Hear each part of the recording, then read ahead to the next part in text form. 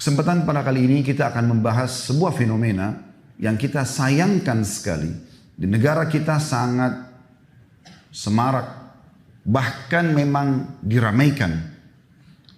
Di negara yang mayoritas muslim seperti Indonesia justru menonjol sekali, yaitu masalah sihir dan perdukunan. Saudaraku seiman, mereka adalah orang-orang yang melakukan kesyirikan kepada Allah Subhanahu wa Ta'ala.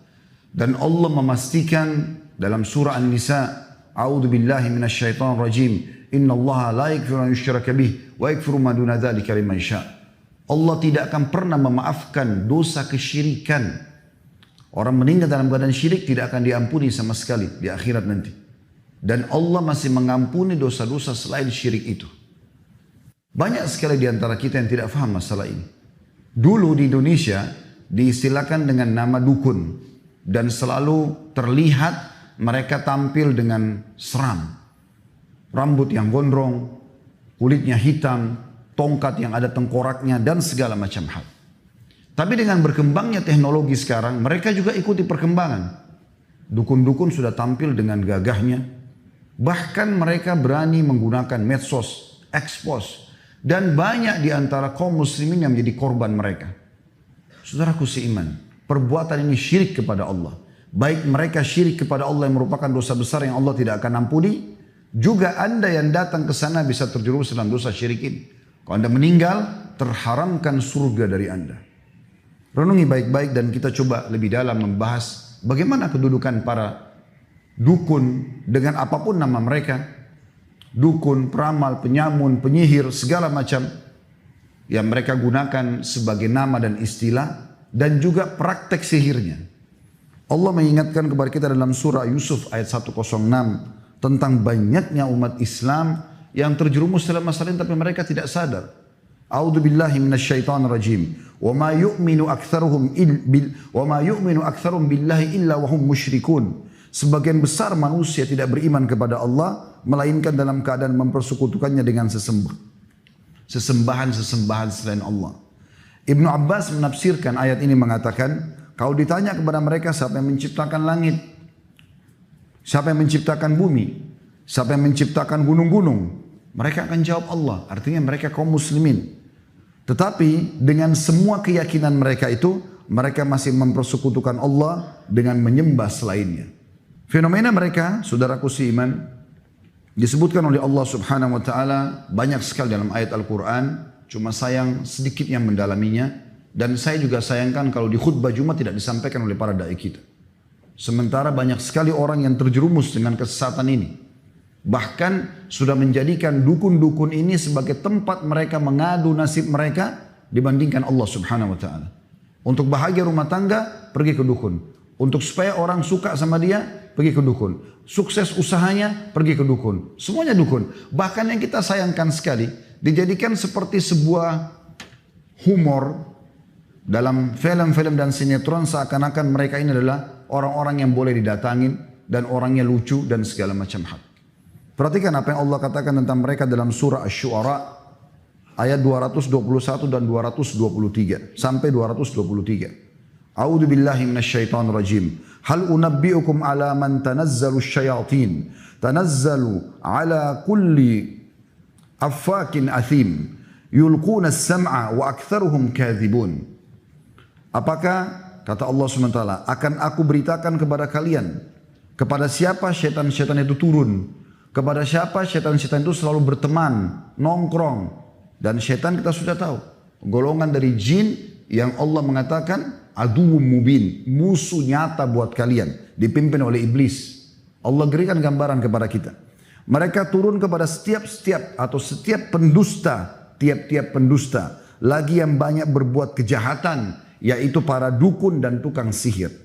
Syaitan-syaitan tersebut menyampaikan berita kepada mereka dengan mencuri berita dari langit, lalu menyampaikan kepada para dukun dan tukang sihir, dan kebanyakan mereka adalah pendusta.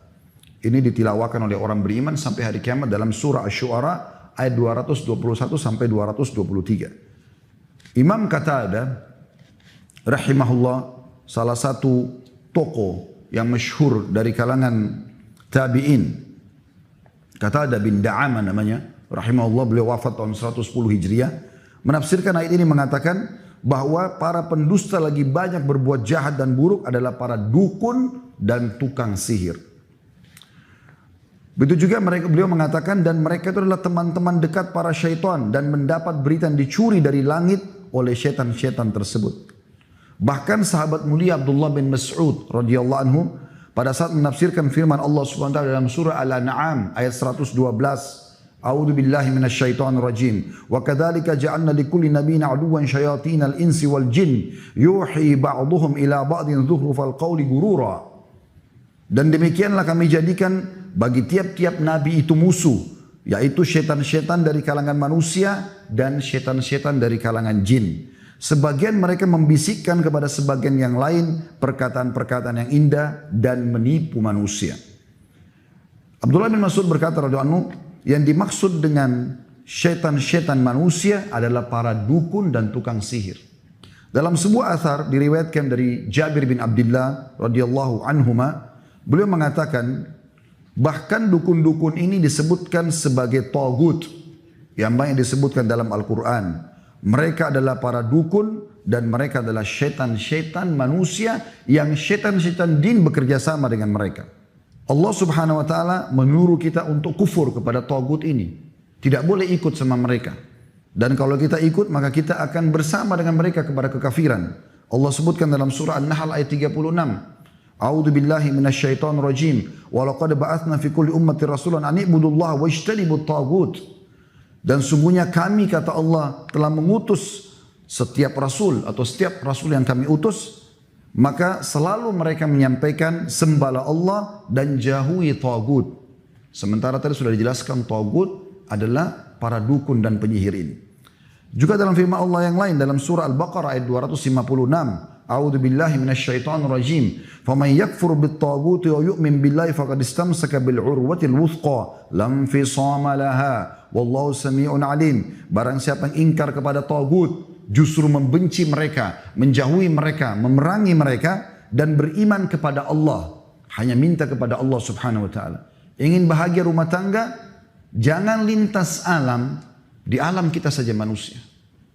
Kalau orang pergi ke dukun, lintas alam, bawa foto pasangan, minta supaya dukun tersebut memantrai, lalu menggunakan jasa jin atau syaitan untuk menyihir lawan jenis supaya menyukainya. Ini lintas alam. Sederhana cara manusia.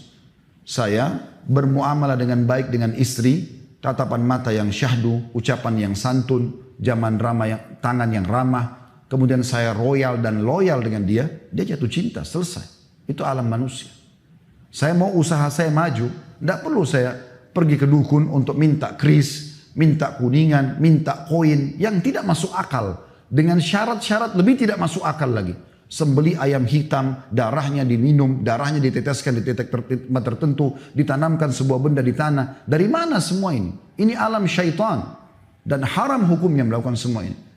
Kenapa kita nggak sederhanakan? Alam manusia sederhana. Modal halal, sistem halal, produk halal, selebihnya tawakal kepada Allah. Demi Allah untung.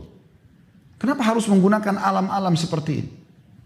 Kenapa kalau benci sama orang karena perbuatannya, kenapa kita nggak dakwai? Kenapa kita nggak berdoa kepada Allah kalaupun kita merasa terzalimi? Berdoa agar Allah SWT menangkan kita dari dia. Selesai. Doa senjata setiap orang beriman. Doa bisa menembus hati-hati manusia. Bisa menembus benteng-benteng musuh. Kenapa harus datang ke dukun, kemudian dibuatlah boneka mainan, ditusuk-tusuk sehingga orang tersebut sakit. Dan itu terus terjadi. Dan subhanallah tanpa mereka sadari mereka beriman dan bermuamalah dengan para tagut yang Allah perintahkan kita untuk supaya kufur kepada mereka. Kenapa harus lintas alam, saudaraku seiman? Apalagi Anda yang sudah berpendidikan. Yang kita herankan orang-orang yang sudah tinggi pendidikannya justru juga masih percaya dengan seperti ini. Dan subhanallah orang yang sudah pernah ke dukun teman-teman sekalian, dia akan terus ketagihan. Karena kalau dia ke dukun tanpa dia sadari, yang pertama disihir dia justru. Karena si dukun-dukun ini mau supaya mereka ini terikat menjadi pasien rutinnya. Ini akan ada umurnya, sekian lama kamu harus bayar. Kalau dia minta sesuatu, maka dia harus kembali lagi sekian bulan dan seterusnya. Bahkan ada praktisi berbahasa menyampaikan kepada saya sendiri. Ini seperti SIM, dia bilang sama saya begitu.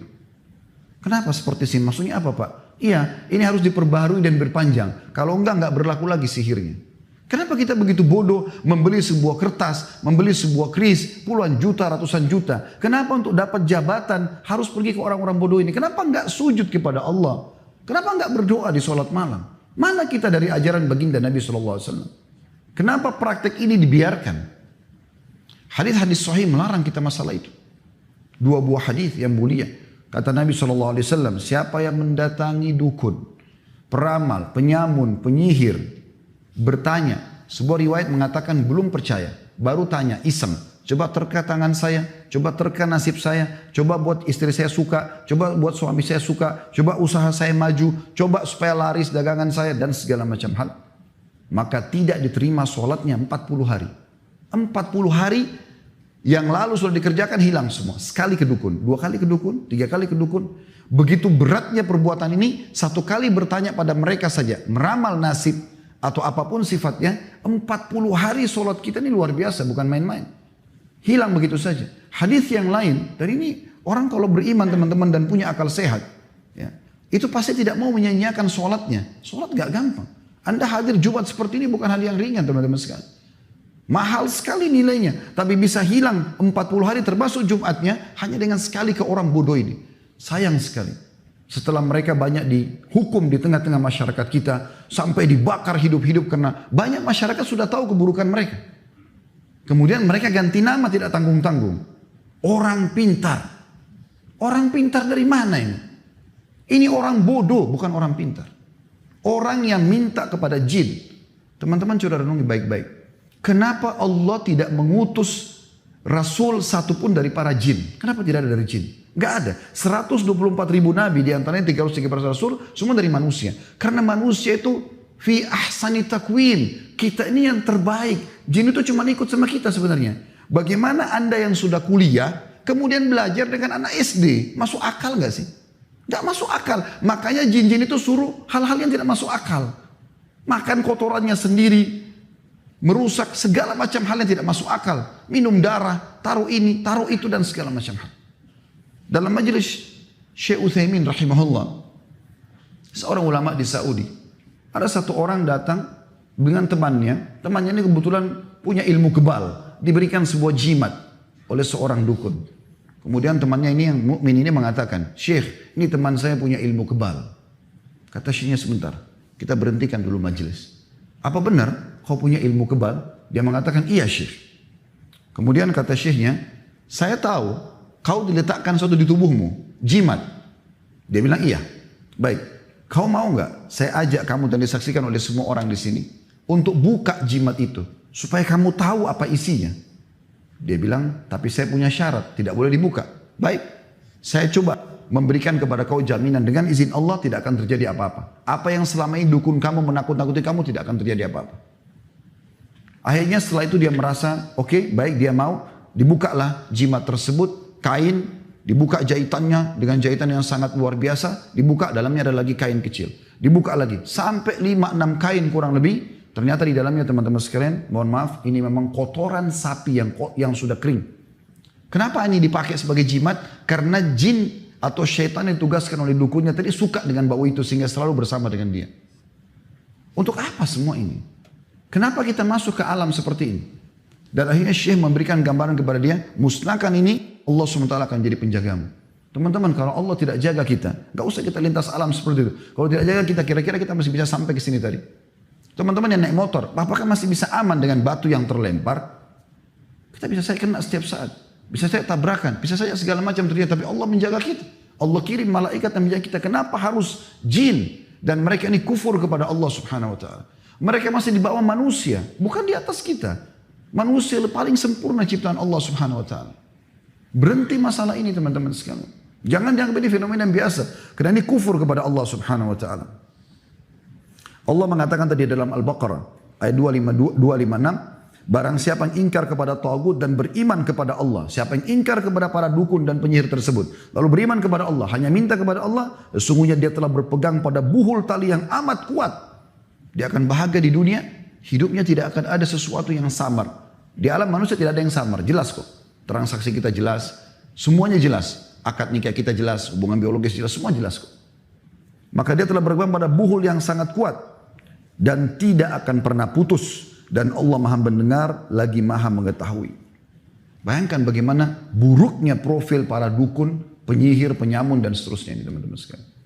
Yang kita sayangkan subhanallah di zaman kita sekarang bahkan mereka berani masuk di medsos mengadakan pelatihan-pelatihan ilmu santet, merusak hubungan suami istri, merusak rumah tangga orang, menyakiti orang lain, merusak pekerjaan orang lain. Ini semua teman-teman sekalian hal yang haram. Ayat yang paling jelas tentang masalah kekufuran mereka adalah Al-Baqarah 102. Bunyinya a'udzubillahi minasyaitonir rajim. Wattaba'u ma tatlu asyayatin 'ala mulki Sulaiman wa ma kafara Sulaiman walakinna syayatin kafaru yu'allimuna an-nasa as-sihra wa ma unzila 'ala al-malakaini bi Babila Harut wa Marut. وما يعلمان من أحد حتى يقول إنما نحن فتنة فلا تكفر فيتعلمون منهما ما يفرقون به بين المرء وزوجه وما هم بضارين به من أحد إلا بإذن الله ويتعلمون ما يضرهم ولا ينفعهم ولقد علموا لمن اشتراه ما له في الآخرة من خلاق ولبئس ما شروا به أنفسهم لو كانوا يعلمون. Kata Allah Subhanahu wa taala, dan mereka mengikuti apa yang dibaca oleh syaitan-syaitan pada masa kerajaan Sulaiman. Dalam kurung, dan mereka mengatakan bahwa Sulaiman yang mengerjakan sihir. Syaitan menyebarkan fitnah itu. Sulaiman tidak mengerjakan sihir, kata Allah. Ya.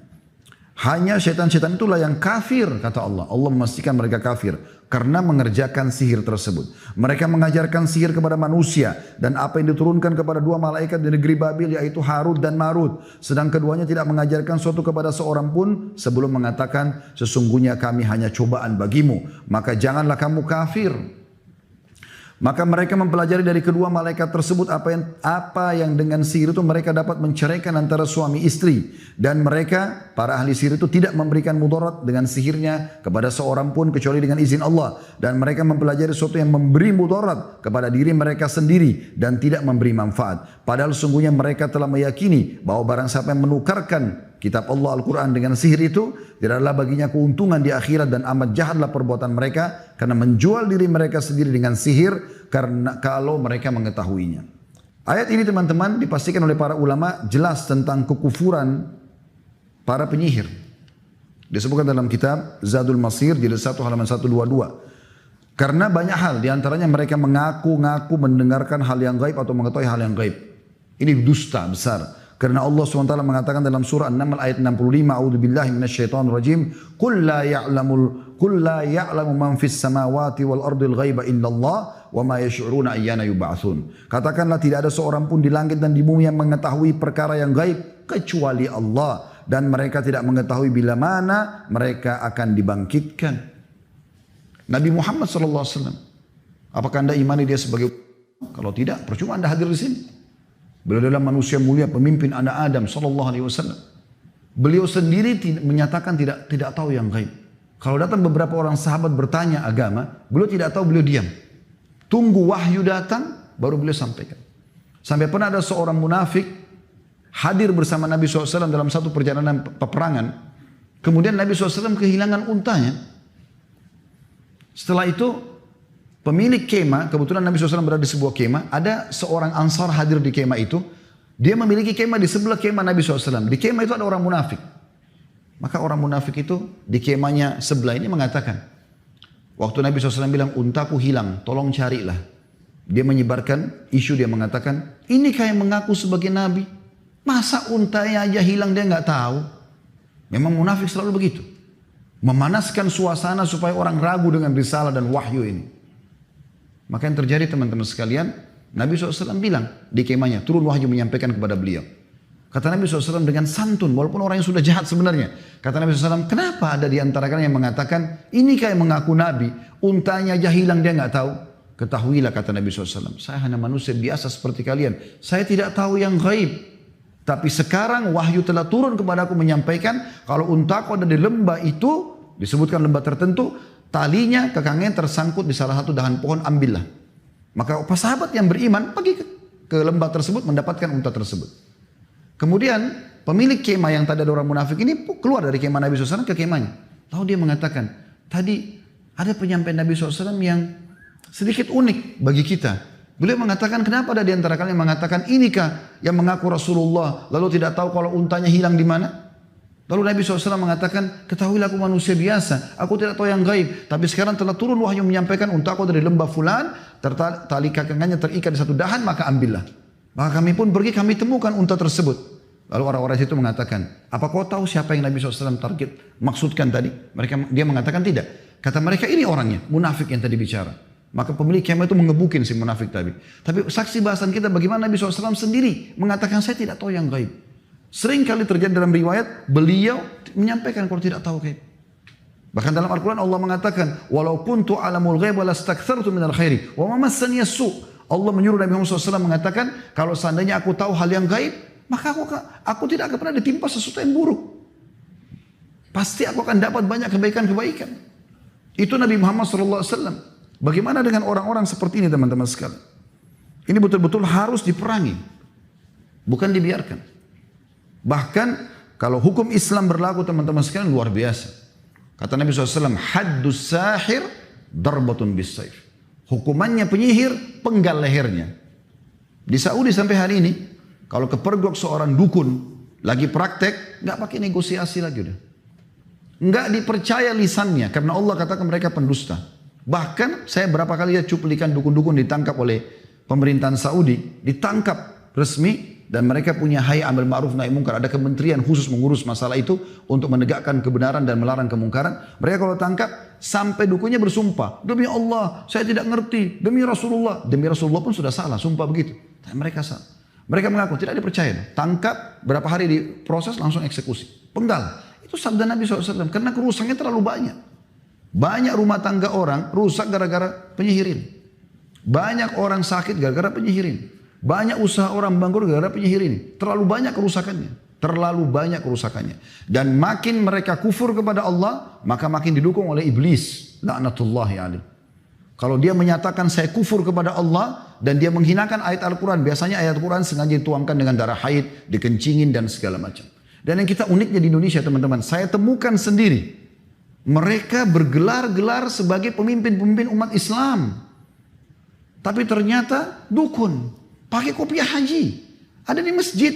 Buka rumah anak yatim. Tapi subhanallah dukun. Dan saya temukan sendiri. Interaksi, ngobrol. Akhirnya sampai dengan dia buat pengakuan. Ya, kemudian dia berikan buhul-buhul itu. Subhanallah.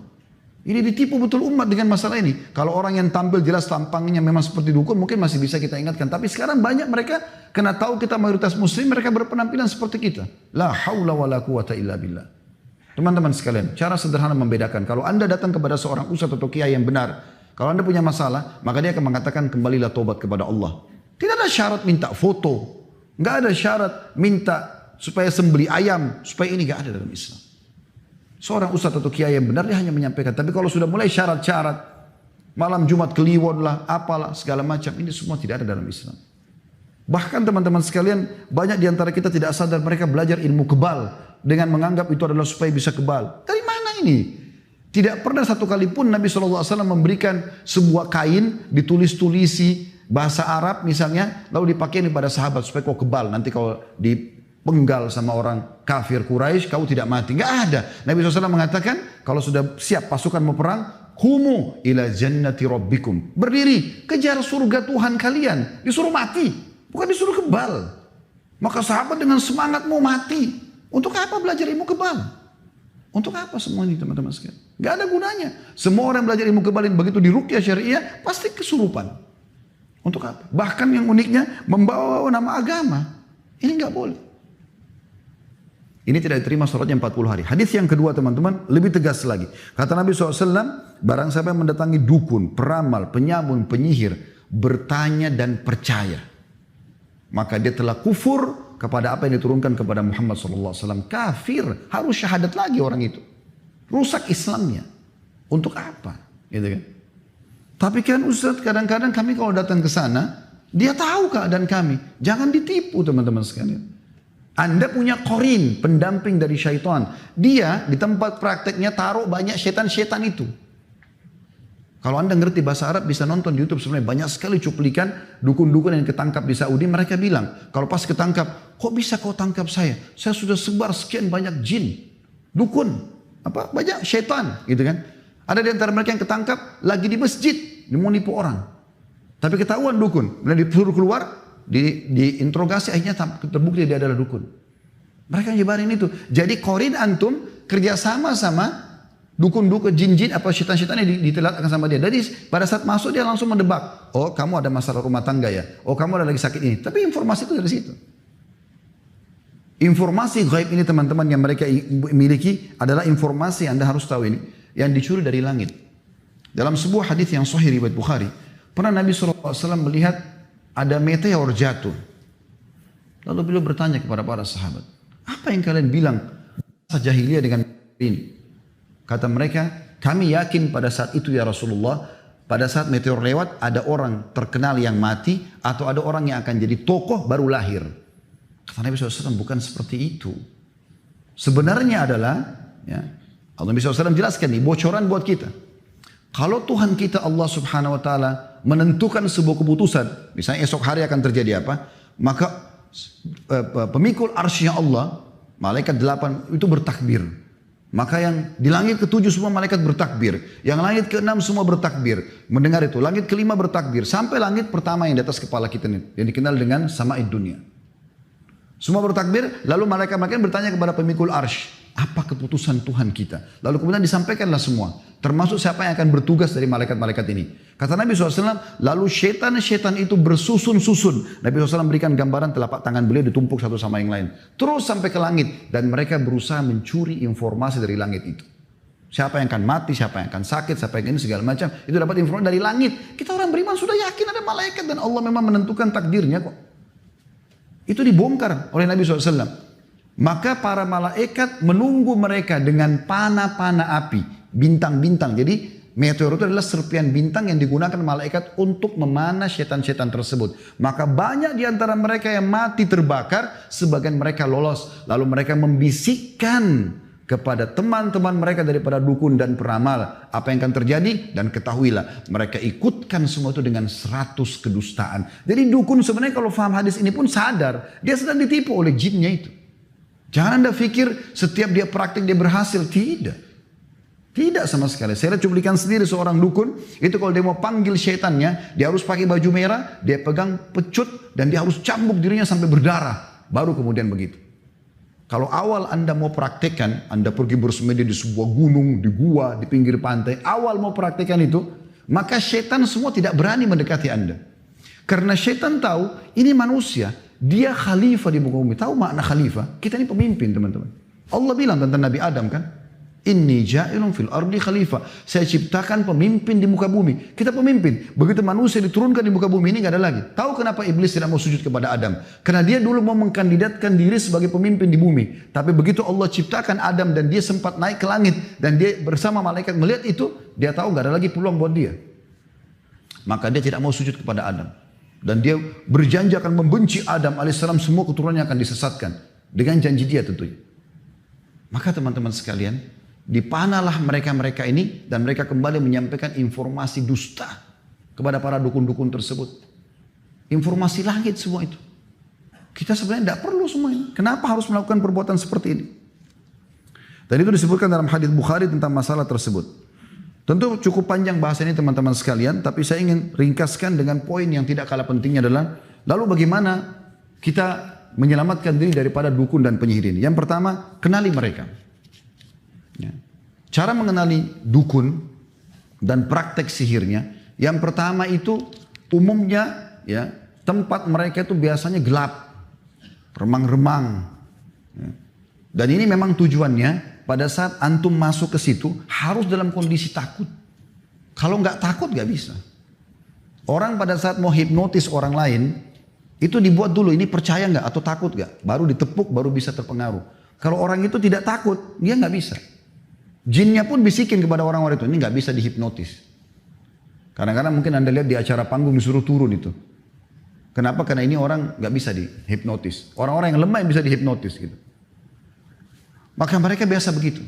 Kalau sekarang memang sudah sedikit maju, mereka sudah tampil dengan penampilan yang lebih rapi dan segala macam, tapi tetap ada syarat-syarat yang lain. Ada yang lain, mereka suka memberikan syarat. Itu syarat harus ada. Minta bayaran yang mahal. Tidak ada insya Allah kalau da'i yang ikhlas kepada Allah SWT, Anda konsultasi, Anda bertanya, lalu minta bayar 50 juta. Terus kasih benda-benda, minta benda-benda. Minta benda bekas lah, baik itu pakaian dalam, baik itu foto dan segala macam. Ini gak ada semua. Ini mudah dikenali kok mereka itu. Dan subhanallah umumnya mereka ini selalu sembunyi-sembunyi. Berapa kali tempat-tempat praktik dukun kami sempat temukan, itu tersembunyi di pojok. Ya, mereka kalau di tengah-tengah masyarakat berbeda penampilannya, itu begitu luar biasa. Dan ini tidak boleh kita datang kepada mereka teman-teman. Jangan terpengaruh dengan kopiah hajinya. Jangan terpengaruh dengan surbannya. Jangan terpengaruh dengan kopiah hitamnya, gak ada. Selama mereka pakai seperti ini jangan dipercaya. Termasuk mereka selalu memberikan akhirnya buhul yang akan diberikan kepada Anda dibawa pulang. Ada juga yang ditanam di situ, lalu kemudian ada bayaran dan selalu ada kontrak yang harus diperpanjang. Jadi jangan dipercaya semua ini. Kembali kepada tauhid kepada Allah Subhanahu wa taala. Para sahabat Nabi ridwanullahi alaihim, kalau sendal mereka putus, mereka angkat tangan ke langit mengatakan, ya Allah, sendal saya putus gantikanlah. Sendal minta dari Allah karena manjanya sama Allah. Itu tauhid. Tidak perlu minta kepada mereka-mereka ini. Sesat mereka teman-teman dan akan menyesatkan semua orang yang ikuti mereka. Aku lu qauli hadza, saya sudah mengucapkan perkataan saya ini. Wa astaghfirullah li wa lakum, dan saya beristighfar kepada Allah untuk diri saya dan jemaah sekalian. Fastaghfiruhu innahu wal ghafurur rahim. Beristighfarlah kepadanya karena Dia Maha Pengampun dan juga Maha Pengasih.